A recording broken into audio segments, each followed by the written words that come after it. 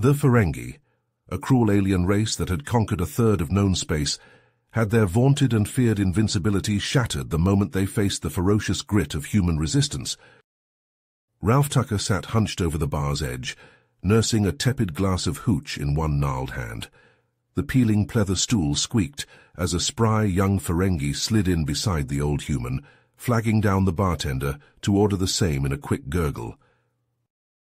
"You're the human that broke the Ferengi," the alien said. "I want to hear the story. I'll pay." He passed Ralph a wad of credit chits. Ralph snorted. "Shouldn't trust what you hear, kid."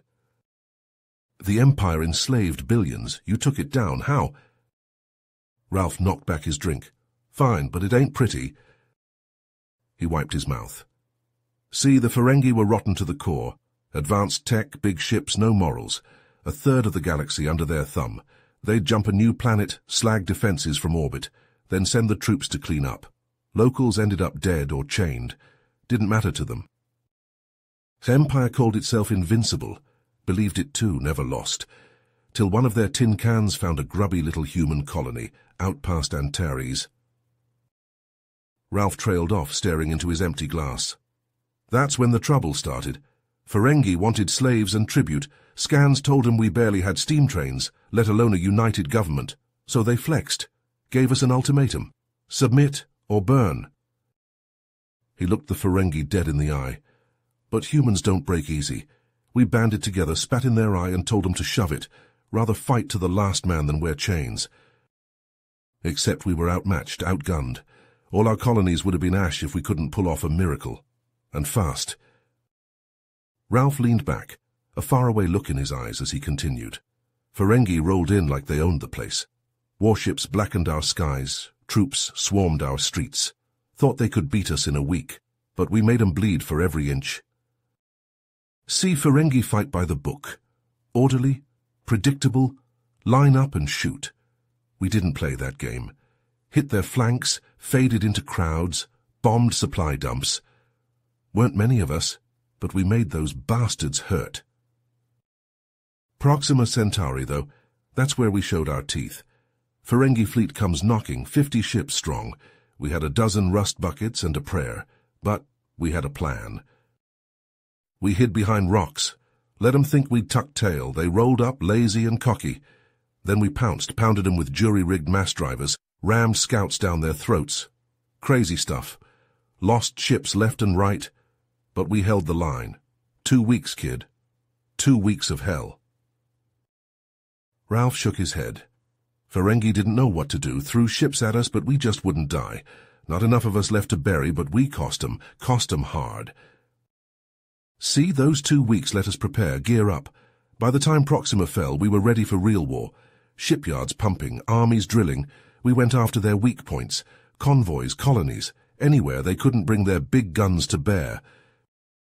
We even snatched their tech, picked gear from wrecks and reverse-engineered it, cracked their codes, turned their bombs against them. Ferengi thought they'd stomp us flat, but the more they squeezed, the more we slipped away. We drew blood, we held fast, and the Invincible Empire started to sweat. Proxima taught them that humans don't break, don't know how. Ralph met the Ferengi's eyes. That's how it started, kid. The war to end 'em all. We'd fight to the last breath. We'd win or we'd die. And the Ferengi finally had a real fight on their hands. Ralph took another swig of his drink, eyes distant as he delved into old memories. There was this one op back in 73. Real ballsy move. Command cooked up a scheme to hit the Ferengi where it hurt. I got tapped for the job, along with a crew of real hard cases. Our mission? Sneak into a Ferengi command post on Krios and swipe their intel. Troop movements, supply routes, the whole deal. Maybe even stick a few spanners in the works, if we had time. Getting there was half the fun. Had to cross half of Ferengi space, and they had patrols crawling up every wormhole. We played hide-and-seek in asteroid belts for days. Finally made it to Krios, but the planet itself was no picnic. Surface was hotter than hell, and the Ferengi had the place locked up tighter than a drum. We had to get creative to sneak inside. Nicked some Ferengi rags off a supply shipment, forged up some IDs. Walked right through the front door, bold as brass. Once we were in, we split up. My job was to hack their computers, Pull the data. The others went to muck up anything that looked important. I found a quiet spot, got to work. Had to slice through more firewalls than a Centauri birthday cake. Thought I'd get caught any second. But I kept my cool, got the files. Download finished, and right on cue, alarms start howling all over the base. Guess the boys got spotted. We regrouped, shooting our way out. Ferengi security was thick as fleas and just as angry. We left a trail of bodies all the way back to our shuttle. Damn thing was more holes than hull by the time we broke Atmo, but we got out and we got the intel. That data, it changed everything. We knew where to hit 'em, where to hurt 'em. The tide was turning, but the war was far from over. Ralph paused, downing the last of his drink. He motioned for another round as the young Ferengi leaned in, enthralled. But winning battles, that was just part of it. Back home, things were getting ugly. Ralph's voice turned grim. War's expensive, kid. Drained our coffers, strained our resources. Folks were hurting, hungry and angry. He shook his head. People started turning on each other. Some wanted to throw in the towel, cut a deal with your bosses. Others wanted blood, total victory or bust. Ralph stared into his fresh drink, the dim light playing across his grizzled features. Command yanked me back to Earth. Riots were breaking out, bad ones. They needed bodies to keep the peace. He let out a humorless chuckle. Peace. In New York City it was a damn war zone, protesters clashing with riot police, soldiers, streets on fire, windows smashed, chaos. Ralph's eyes turned distant. We waded into that mess, trying to break it up without cracking too many skulls, but tempers were hot. Wasn't easy. Ralph's voice softened. I looked in his eyes and I saw my own son, same age, same anger, same fear, and I couldn't do it. Couldn't be the heavy hand. He sighed. I lowered my gun, tried to talk to him, really talk. I let him vent, listened to his beef, told him about the shit I'd seen out there, fighting the Ferengi. A hint of pride crept into Ralph's voice. We went back and forth, but we connected, human to human, and damn if that kid didn't put down the rock, even got his friends to back off. Ralph leaned back, nursing his drink. That day, Was, it stuck with me. Made me wonder what the hell we were really fighting for out there, if we were tearing ourselves apart back home. He looked up, meeting the Ferengi's gaze. But the war wasn't over, not by a long shot, and the worst was yet to come. Ralph swirled the amber liquid in his glass, the dim light casting shadows across his weathered face. He took a long sip, relishing the burn as it slid down his throat. Setting the glass down with a heavy thunk, he locked eyes with the young Ferengi across from him. Epsilon Prime, Ralph said, his voice low and gravelly. That's where it all changed, where we finally turned the tide against you bastards. Ralph's eyes took on a distant look. Command tapped me to lead a flanking maneuver, a Hail Mary pass, if you will.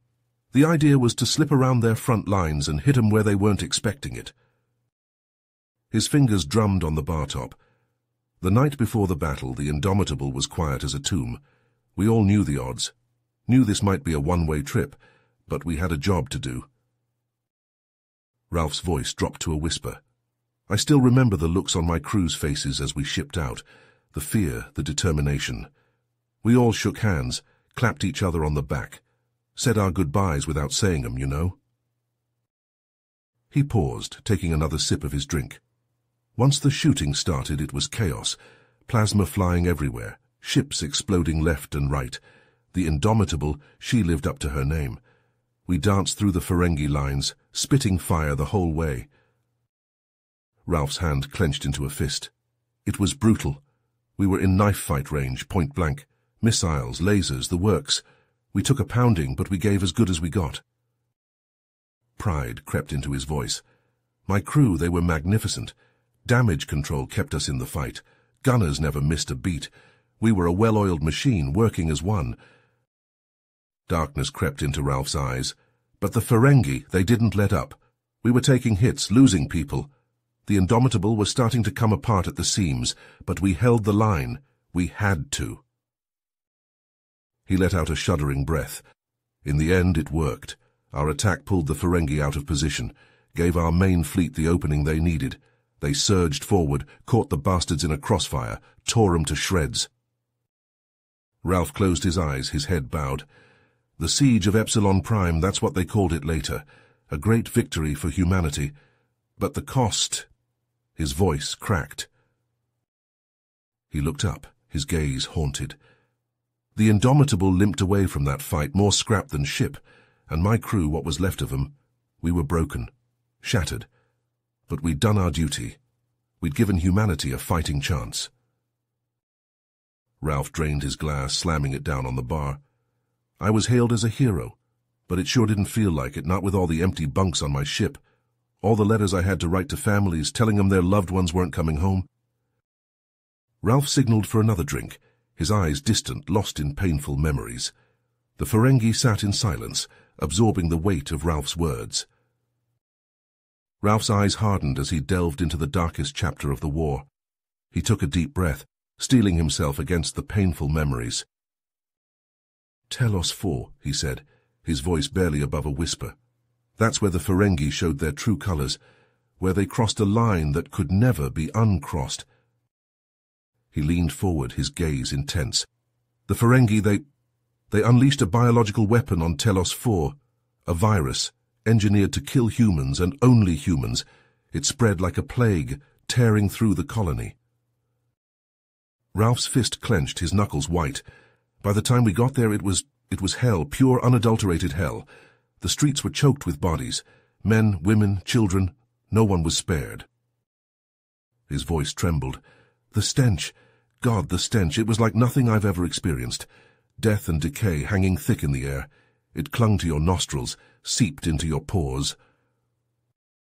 Ralph's eyes took on a haunted look. The survivors, what few there were, they were holed up in these makeshift quarantine zones.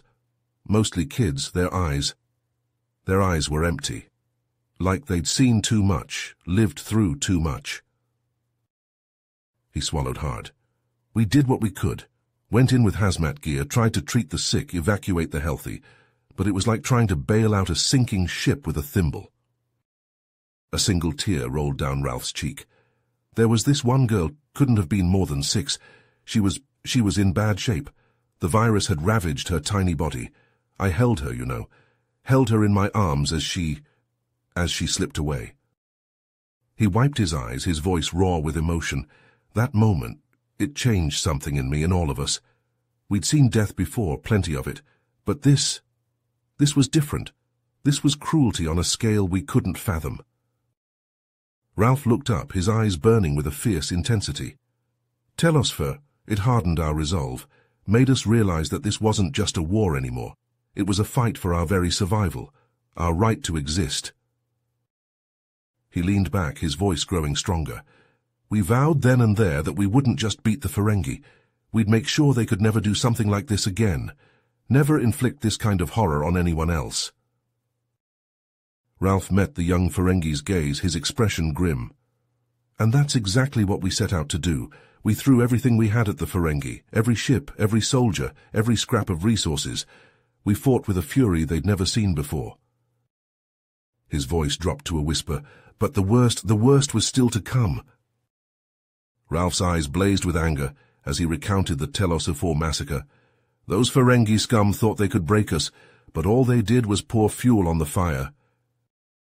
He clenched his fist. "We hit back hard. Cooked up a plan to cut the head off the snake, called it Operation Nemesis." He tapped the bar. The key was a Ferengi cloaking gizmo we'd swiped. Meant we could slip right into their backyard. Ralph's voice turned grim. "I led the strike myself. A dozen of us crammed into a stealth ship, slicing through Ferengi space quiet as a whisper. My guts were in knots the whole way, waiting to get spotted." He shook his head.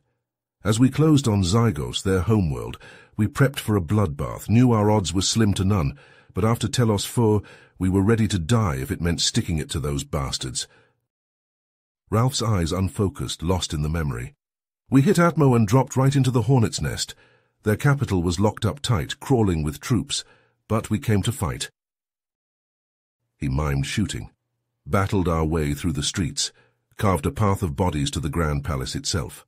The Emperor was holed up there with his top dogs, plotting their next move. Ralph's voice dropped to a growl. We blitzed the palace defenses, left 'em reeling, fought to the inner sanctum, blood and sweat soaking our gear, and there they were, the Ferengi High Command, staring us down like rats in a trap. Ralph's voice grew tense as he recalled the standoff with the Ferengi Emperor. There he was, the bastard, towering over us in his gaudy golden armor, waving around that crackling energy sword like he was some kind of god.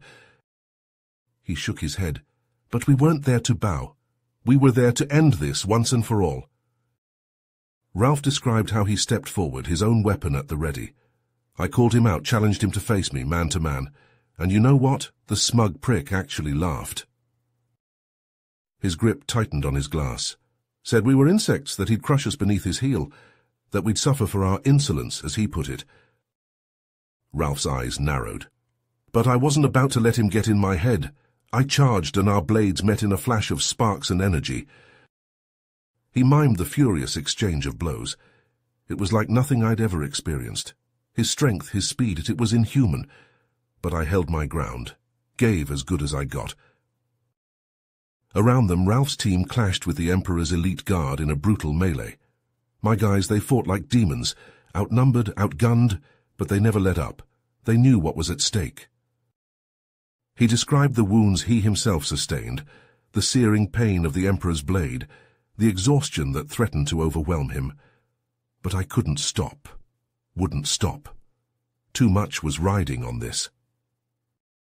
In a voice filled with awe, Ralph recounted the moment he finally got the upper hand. It was like time slowed down. I saw an opening just for a split second, and I took it. He slammed his fist on the bar, knocked that glowing sword right out of his hands, sent it skittering across the floor, and there he was, the great Ferengi Emperor, on his knees before me. Ralph paused, the memory clearly vivid. He glared up at me, defiant to the end, spat at my feet, dared me to finish it. Ralph's eyes met the young Ferengi's. But something stopped me. Call it mercy, call it weakness, I don't know. But I hesitated. He sighed. I knew killing him would probably end the war right then and there, but at what cost? Would it make us any better than them if we stooped to their level? Ralph leaned back, the weight of the moment heavy in his voice. There I was, the fate of billions in my hands, and I had to make a choice that would change everything, for better or worse. He fell silent, his gaze distant, lost in the gravity of that fateful decision. The young Ferengi leaned forward, hanging on Ralph's every word, waiting with bated breath to hear how the grizzled veteran's choice would shape the course of history. Ralph's grip on his weapon loosened as he stared into the Emperor's eyes. The Ferengi leader glared back, defiant even in defeat. The silence stretched between them, broken only by the ragged breathing of the wounded and the distant sounds of battle. "Well," the Emperor spat, "what are you waiting for, human? Finish it." Ralph shook his head. "No, there's been enough killing." He lowered his gun, letting it hang at his side. "It's over, Emperor. You've lost." The Emperor's eyes widened in disbelief as Ralph extended his hand. "Surrender, end this war. Let there be peace between our peoples." For a long moment, the Emperor stared at Ralph's outstretched hand. The human soldiers tensed, ready for any sign of treachery. Then slowly the Emperor reached out and clasped Ralph's hand. "Very well," he said, his voice tight with barely suppressed rage. "I accept your terms." At his words, the Ferengi Guard lowered their weapons. The battle was over. The war was won. In the days that followed, news of the Emperor's surrender spread like wildfire. Across the galaxy, Ferengi forces laid down their arms, their will to fight broken by the fall of their leader. Human troops, emboldened by their victory, surged forward, reclaiming world after world from Ferengi control. The tide had turned, and there was no stopping the human advance. Ralph found himself thrust into the spotlight, hailed as a hero by his own people, and grudgingly respected by the Ferengi. His actions at the Grand Palace, his show of mercy in the face of hatred, had struck a chord with both sides. As the dust of war settled, Ralph turned his attention to the future. He knew that the hard-won peace was fragile, that old wounds and resentments still festered beneath the surface. He threw himself into the peace process, working tirelessly to bridge the gap between human and Ferengi. It was a delicate balancing act, trying to address the grievances of both sides while charting a path forward. There were setbacks and challenges, moments when it seemed the whole process would collapse.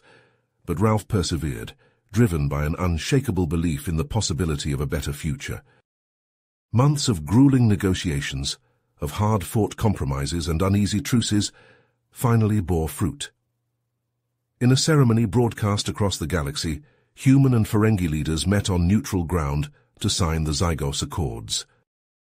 The treaty, a comprehensive blueprint for peace, was a testament to Ralph's vision and determination. It outlined a framework for cooperation, for the sharing of resources and knowledge, for the peaceful resolution of disputes. As the ink dried on the document, a cheer went up from the assembled crowd. For the first time in generations there was hope. Hope for an end to the cycle of violence and retribution. Hope for a new era of understanding and coexistence. Ralph watched from the sidelines, his heart swelling with a mix of pride and relief. The road ahead would not be easy, he knew. There would be challenges and setbacks, old hatreds and new tensions. But for now, in this moment, there was peace, and that was enough. As Ralph's voice trailed off, the weight of his story hung heavy in the air. The young Ferengi sat in stunned silence, absorbing the magnitude of the human's words. "The Zygos Accords," Ralph said, his voice tinged with a mix of pride and melancholy. "They brought peace, sure, but at a cost measured in blood and tears and shattered lives." He stared into his empty glass as if seeing the ghosts of the past swirling within. "The war, it broke something in all of us, in me. The things we saw, the things we did. They leave a mark on the soul." Ralph's hand trembled slightly as he poured another drink. "I lost good friends in that palace raid. Rick, my second-in-command, he didn't make it. Took a plasma bolt to the chest, right in front of me." He swallowed hard, his eyes glistening. "And the ones who survived, some of them, they couldn't understand why I spared the Emperor, thought I'd gone soft, that I'd betrayed our cause." Ralph shook his head. "They didn't see what I saw in that moment. They didn't feel the weight of that choice, to kill or to show mercy, to perpetuate the cycle of violence or to break it." Ralph's gaze grew distant, unfocused. "After the war I couldn't cope. The memories, the guilt, they gnawed at me. I pushed people away, turned to the bottle for comfort."